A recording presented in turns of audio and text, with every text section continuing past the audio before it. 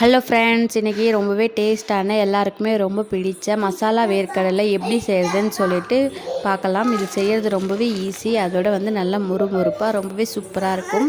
இப்போ வாங்க வீடியோக்குள்ளே போகலாம். இன்றைக்கி நான் மசாலா வேர்க்கடலை செய்கிறதுக்கு 1 கப் அளவுக்கு கடலை எடுத்திருக்கேன். வேர்க்கடலை இதில் சொத்தெல்லாம் இல்லாமல் நல்லா நல்ல கடலையை எடுத்துக்கோங்க.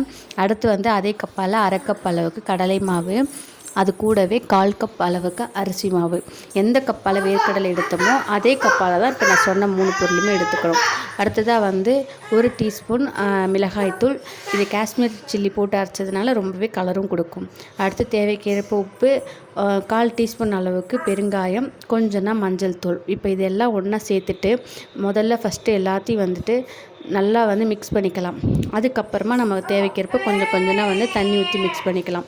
ஏன்னா நம்ம எல்லா பொருளையும் ஒன்று மேலே ஒன்று சேர்த்துருக்கறனால டேரெக்டாக தண்ணி ஊற்றணும் அப்படின்னா கொஞ்சம் மிக்ஸ் ஆகாது அங்கங்கே. அதனால் தண்ணி சேர்க்கறதுக்கு முன்னாடி நல்லா கலந்து கொடுத்துட்டு அதுக்கப்புறம் கொஞ்சம் தண்ணி தெளித்து இப்போ நான் வீடியோவில் காட்டுறல அந்த மாதிரி கொஞ்சம் தெளித்து நம்ம மிக்ஸ் பண்ணி எடுத்துக்கலாம்.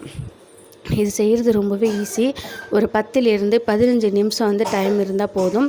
நம்ம பிள்ளைங்க ஈவினிங் ஸ்நாக்ஸாவோ இல்லைனா வீட்டில் சண்டே வீக்கெண்டில் செஞ்சு கொடுத்தோம் அப்படின்னா ரொம்பவே விரும்பி சாப்பிடுவாங்க. கையில் காசு கொடுத்து கடையில் வாங்க தேவையில்லை.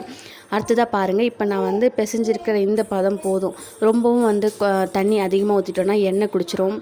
அதுக்கப்புறம் பொல பொலன்னு பிசைஞ்சிட்டோம் அப்படின்னா எண்ணெயில் போட்டது உதிர்ந்து வந்துடும்.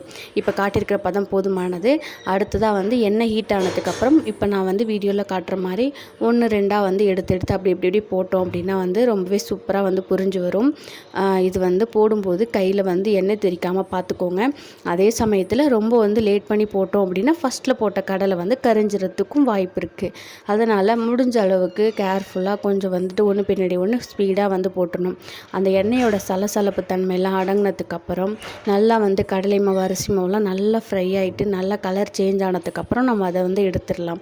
இப்போ ஒருவேளை நீங்கள் இதுதான் ஃபஸ்ட் டைம் செய்கிறீங்க, எண்ணெயில் போடுறதுக்கு பயமாக இருக்குன்னா அடுத்த மெத்தட் இப்போ பாருங்கள். நான் இந்த குழிக்கரண்டியில் இந்த மாதிரி ஒன்று ஒன்றா ஸ்ப்ரெட் பண்ணி வச்சுட்டு எண்ணெயில் வச்சு லைட்டாக இந்த மாதிரி ஷேக் பண்ணோம் அப்படின்னா அது அப்படியே உதிர்ந்து வருதுங்களா. இந்த மாதிரி கொஞ்சம் எடுத்துக்குள்ளே நீங்கள் போட்டுக்கலாம். இந்த மெத்தடும் உங்களுக்கு பிடிச்சிருந்தா நீங்கள் ஃபாலோ பண்ணலாம்.